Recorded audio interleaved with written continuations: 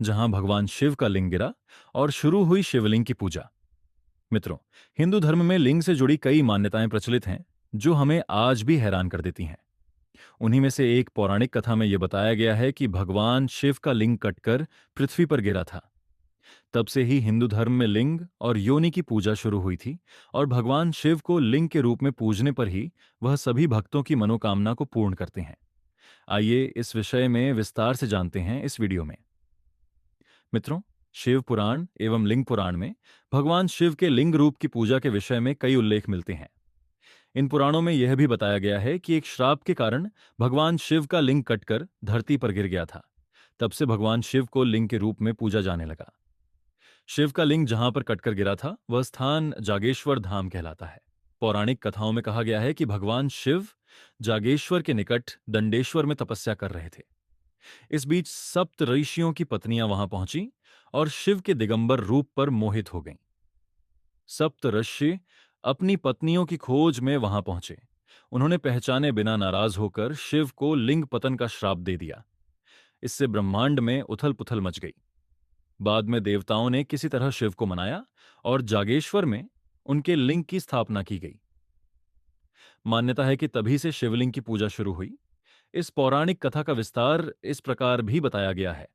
दक्ष प्रजापति के यज्ञ में माता सती के आत्मदाह से दुखी भगवान शिव ने यज्ञ की भस्म लपेटकर दारुक वन के घने जंगलों में लंबे समय तक तप किया। इसलिए यह जगह शिव की तपस्थली के रूप में जानी जाती है। इन्हीं जंगलों में वशिष्ठ आदि सप्त अर्षि अपनी पत्नियों सहित कुटिया बनाकर तप करते थे। एक बार भगवान शिव दिगंबर अवस्था में ध्यान में लीन थे। उस दौरान एक दिन इन सप्त अर्षियों की पत्नियां जंगल में कंद, मूल, फल एवं लकड़ी आदि के लिए गई थीं, तो उनकी नजर दिगंबर शिव पर पड़ी। भगवान शिव के सुगठित शरीर को देखकर अर्षियों की पत्नियां शंकर भगवान पर मोहित हो गईं। शंकर भगवान अपनी तपस्या में रम थे। उन्होंने उनकी ओर ध्यान नहीं दिया।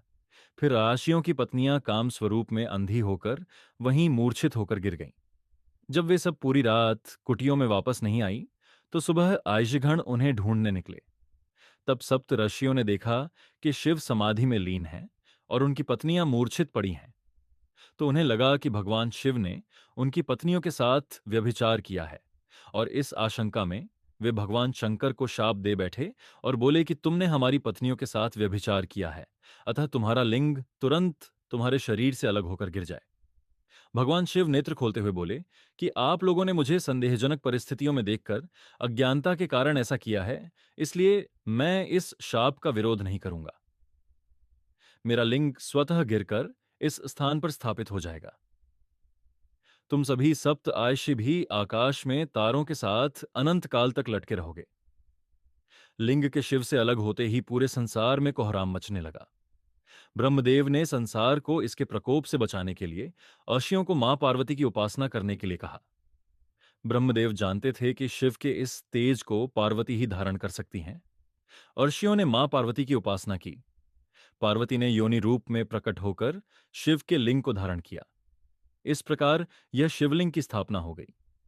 पौराणिक मान्यताओं के अनुसार सबसे पहले शिवलिंग का पूजन जागेश्वर से ही प्रारंभ हुआ। मानसरोवर की यात्रा पर निकलने वाले यात्री इस धाम की अर्चना करके आगे बढ़ते हैं। यहाँ करीब 200 से ज्यादा मंदिर हैं। जागेश्वर धाम अल्मोड़ा से 29 किलोमीटर दूर देवदार के घने जंगलों के बीच बसा हुआ है। इस धाम का प्राचीन काल से ही काफी महत्व है। पुराणों में भी इस स्थान का व्यापक वर्णन मिलता है। यह धाम उत्तर भारत के एक प्रमुख शिव मंदिर के रूप में प्रतिष्ठित है। मान्यता है कि यहां पर शिव जागृत रूप में विद्यमान है। यह प्रथम मंदिर है जहां लिंग के रूप में शिव पूजन की परंपरा सबसे पहले आरंभ हुई। कई पुराणों में इस जगह का उल्लेख मिलता है। इस पावन स्थली के बारे में एक श्लोक भी प्रचलित है। मां वैद्यनाथ मनुष्य व्रजंतु काशीपुरी शंकर वल्लभावा, माया नगया मनुजना यान्तु जागीश्वराख्यम तु हरम व्रजंतु। अर्थात मनुष्य वैद्यनाथ ज्योतिर्लिंग न जा पाए, शंकर प्रिय काशी माया नगरी हरिद्वार भी न जा सके, तो जागेश्वर धाम में भगवान शिव के दर्शन जरूर करना चाहिए। मान्यता है कि सुर, नर, मुनि से सेवित हो भगवान भोलेनाथ यहां जागृत हुए थे, इसलिए इस जगह का नाम जागेश्वर पड़ा। ऐसी मान्यता है कि देवाधिदेव महादेव यहां आज भी वृक्ष के रूप में मां पार्वती सहित विराजते हैं। देवदार के घने वृक्षों से घिरी ये घाटी एक मनोहारी तीर्थ स्थल है। मान्यता है कि भगवान शिव पार्वती के युगल रूप के दर्शन यहां आने वाले श्रद्धालु मंदिर परिसर में स्थित नीचे से एक और ऊपर से दो शाखाओं वाले विशाल देवदार के वृक्ष में करते हैं। ये बहुत प्राचीन पेड़ बताया जाता है। यह भी सत्य है कि भगवान शिव ही एकमात्र देवता हैं जिन्होंने सदैव मृत्यु पर विजय पाई। मृत्यु ने कभी भी शिव को पराजित नहीं किया। इसी कारण उन्हें मृत्युंजय के नाम से पुकारा गया। जागेश्वर धाम के मंदिर समूह में सबसे विशाल एवं सुंदर मंदिर महामृत्युंजय महादेव जी के नाम से विख्यात है।